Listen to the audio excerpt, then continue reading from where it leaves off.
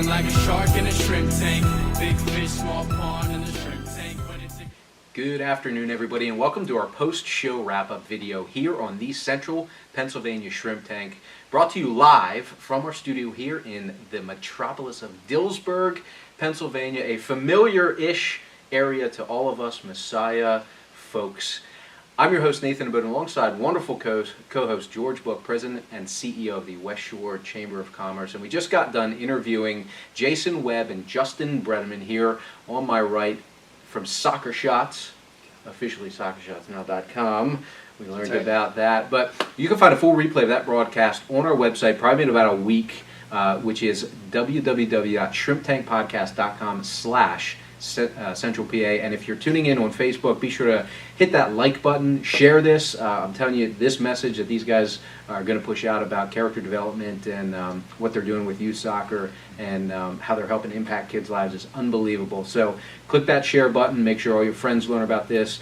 You can also find us on Instagram and our LinkedIn page, I believe. And then if you're a podcaster, you can find our broadcast anywhere you love your podcast, Spotify, Google Play, and iHeartRadio, to name a few. And George, we learned so much in our interview. A little bit, and I know some of the things that kind of stuck out to me were the program that you guys run and how it really impacts kids, and the message that it starts to promote for kids on really being just a good person in general.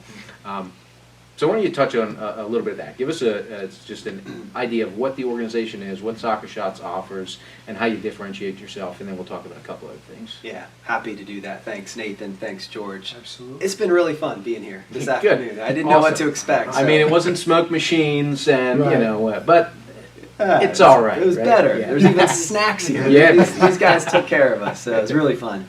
Well, thanks for asking, and it's our pleasure to talk about Soccer Shots. We've been working on this organization for over 20 years. It's been a real privilege to be able to grow an organization and impact our communities across North America. For those of you who don't know what Soccer Shots is, we are a soccer enrichment program focused on serving children ages 2 through 8. We really work closely with that younger age set, ages 2 through 5. About 90% of our participants are in that younger age set. And so we're introducing young children to soccer for the first time. Nice. We're training coaches to do that really well. We have a curriculum that is dynamic and is developmentally appropriate and is designed for children that age. Our program for 2-year-olds is called our mini program. Nice. Our program for our 3 to 5-year-olds is called our classic program. And our program for our 6 to 8-year-olds is called our premier program. And each is a little different because children change so much at those young ages Yeah. that what works for a 4-year-old does not work for a 2-year-old. Yeah. Right. And vice versa. And Right. so there's a lot of thought, intentionality, and design into each of the programs. One of the things, though, that's consistent and woven through every lesson plan with every age group that we serve is character development. Mm-hmm. So while we love soccer and are teaching children how to play, how to manipulate the ball, move it, right foot, left foot, turn with it, pass it to a teammate, score a goal, every lesson plan also includes a theme like respect or like teamwork or like honesty. And so we just, and this goes back to our roots as players and teammates back in Messiah, just found it really important to teach soccer, but also to teach children life lessons and allow sports to be used as kind of the mechanism for that. Yeah. Because when your playing days are over, to be honest, the moments on the field are not what you remember as much as the moments, at practice, in the locker room, in a difficult situation where things didn't go your way and you had to learn to overcome that. And so even as a 4-year-old is meeting a coach for the first time, they have an opportunity to be grateful for that moment, to acknowledge that mom or dad or somebody brought them there, and that they wouldn't have had that opportunity if there wasn't someone else in their life who could do that, and then to thank the coach for their contribution or to lift a friend up who's fallen down. Yeah. And so those that, experience Soccer Shots would know that's a big part of who we are and what we're all about. That's fantastic. And I think when we talked a little bit about differentiating who your competitors are on the full episode, you mentioned that it's not, your mind originally would go to other soccer programs, but you're dealing with, and you specifically said it, child enrichment programs. And to me, it's just so cool that the focus, soccer happens to be the outlet for teaching character development and teamwork and dealing with adversity and respect. And even though we're still working on the referee respect, and that'll come later. But I told you guys share this video because what they're doing, and I'll give you a chance to talk about too locally. There are franchisees here, but share the video so you can learn about these programs, especially if you've got kids or know people that have kids, which most people either have them or know somebody that has them.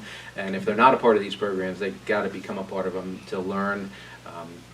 It's a safe place to go where the kids are going to get well taken care of, treated with respect, and they're going to come out better people on the other side. So why don't you, Justin, talk a little bit about the franchise side of things. I don't know if you want to touch on the local one or not, but also then the franchise model, because you guys are in 30-some states, a couple hundred franchise locations across the country, and to our brothers and sisters up north, eh? That's right. That's pretty good? That's right. Hey. Canadian Okay, friends. good, yeah. Yeah, we are a franchise system, so we have about 150 franchise owners across 37 states and Canada, as you said. And so they are earnestly hiring coaches, training them, creating teams that are serving the children in child care centers, preschools, public programs. And so locally here in the Harrisburg area and York, there's a number of programs, public programs. You'd want to go to soccershots.com to check out a location near you if your child's not in a child care center. But that business model is consistent throughout the United States. And so, we're always looking for more children to enroll in Soccer Shots. But we're also looking for folks that might be interested in the business opportunity to join our franchise system. There's still a lot of places throughout the United States we're not, and so if you're interested in that, you want to check out soccershotsfranchising.com. But that's just been a great experience in working with our owners who have kind of left their jobs, followed a passion, and been able to develop the skills that they have to successfely operate a business serving children. Yeah. And so great joy for us to support those folks in that endeavor. And the way that it works, we're not successful unless our franchise partners are. And so something that we've dedicated ourselves to, and our franchise our franchisor, the franchise support team, is based in Middletown, PA as well. So Perfect. yeah, Right in our backyard. Yeah. That's it. Yeah.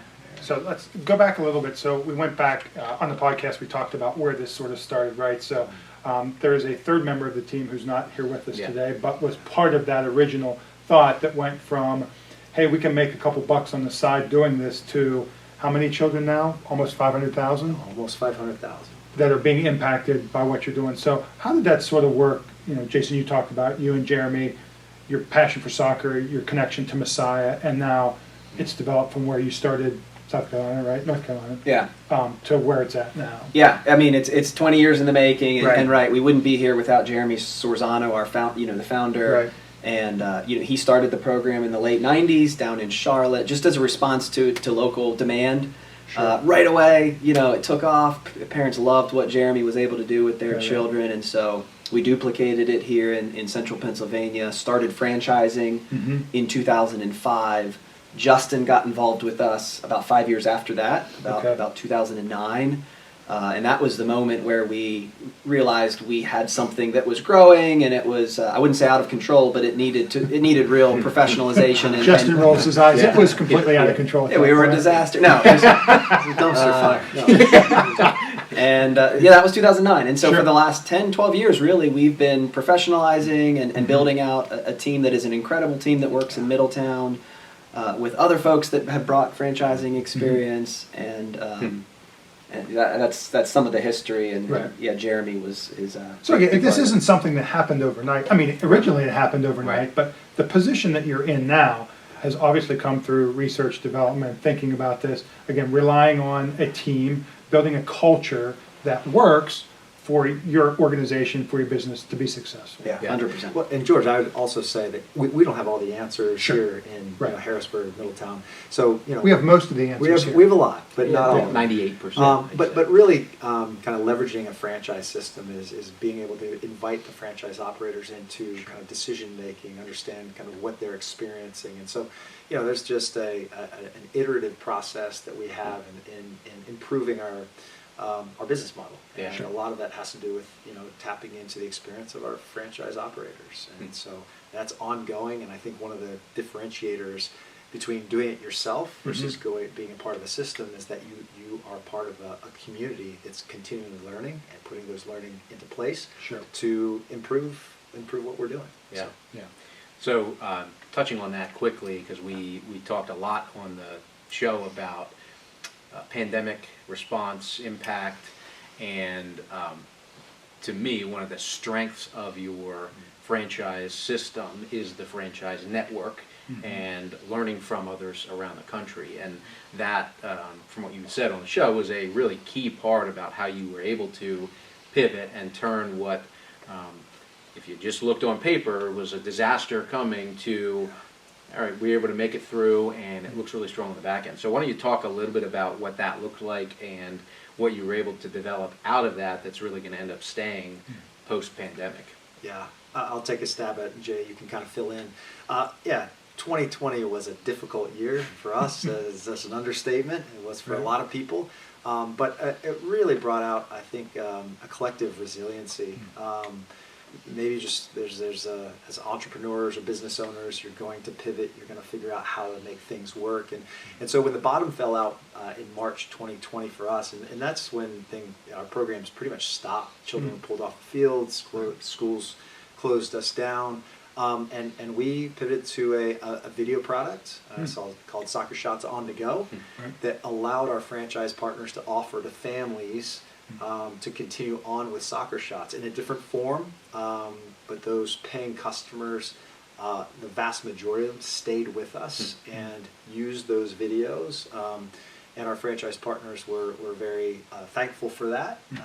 And I think we were able to provide something of value to our customers in a way that they'd never experienced before. Yeah. But as things started to thaw out later in 2020, and we started to get into spaces that we up to that point had not been in. So, for example, neighborhoods.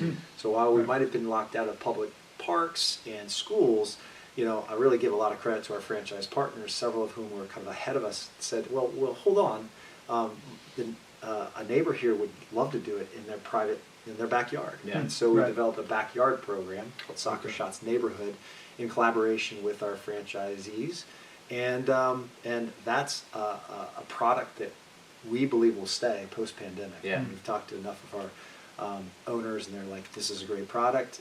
We're able to go local and kind of serve the needs of that particular neighborhood. So just an example, I mean, there's all sorts of examples of even businesses like pizzerias who have a green space inviting us to host programs, to invite families maybe to order a pie and watch their children play soccer shots. So there's all sorts of really innovative and creative things that came out of the pandemic that we're proud of. Well, and George, you mentioned it, so I'll paraphrase because I definitely won't say it as eloquently as you did on the show. But one of the things that we talked a lot about all year last year was the frustration around. You guys mentioned, look, we understand the guidelines. We're following CDC guidelines. We get that what's going on is real, but allow us to take those guidelines and then figure out how to do it. Don't just tell us you can't do it, because we can do it within those guidelines and still provide that. And when you give real entrepreneurs and a network of entrepreneurs those kinds of parameters of saying, look, here's the things that we kind of have to follow, figure it out, awesome things happen. And it was really cool. Again, you guys check out the full replay when it goes, when we're able to post it live, because we got a ton of great stories about how they were able to pivot. And I'll give you guys credit, and then because that trickles down to the network. So it starts at the top with you guys, because then that trickles down to the teams you bring on. You mentioned you guys are very careful about who you bring in to the franchise system, and that speaks volumes then to the network that's created there as well. So it's really good to hear that. All right, well, for individuals who are unaware of what you guys do, the programs you offer, either on the soccer side locally or either the franchise side, what's the best way for individuals to find out more about you guys? Yeah, go to soccershots.com. You did it. Nice. And really all of Central Pennsylvania, State College, Lancaster, York, Eastern Pennsylvania. We have programs. I can say this with confidence. We probably have a program within 3 miles of your house, and those would be public programs. And if you would like to bring our program to your school or even to a private location like your backyard, we'd be interested in accommodating that as well. And if you are somewhere else around the country and you're interested in franchising, it is soccershotsfranchising.com. Awesome. Nailed it. Awesome. You did nail it. Well, I said it earlier, and I'll say it again. We could have gone on for probably 3 hours talking to you guys. So I think we may do, you said about round 2. We'll probably do round 2 at some point in time where you guys will be the Charles Mitchell of owners, who is the repeat offender, as I call him, coming back for episode after episode. Bring it on. Let's go. But guys, thank you so much, Justin and Jason, for being here and for sharing your story. And again, everybody at home, whether you're local, whether you're not local, if you got kids, check out their organization, check out the programs. They're just doing amazing things, and this is one of the reasons why I love doing this show, is we get to hear about these stories, and it's right in our backyard, George, which is even better. So, George, thanks for being here. Absolutely, good to see your Nathan. beautiful face live. And it in person, not on a screen. Love it. It's amazing. Love it. Everybody at home, thanks so much for tuning in, and we'll see you on next week's episode of the Central PA Shrimp Tank. Thanks. I've been feeling like a shark in a shrimp tank. Big fish, small pond, and the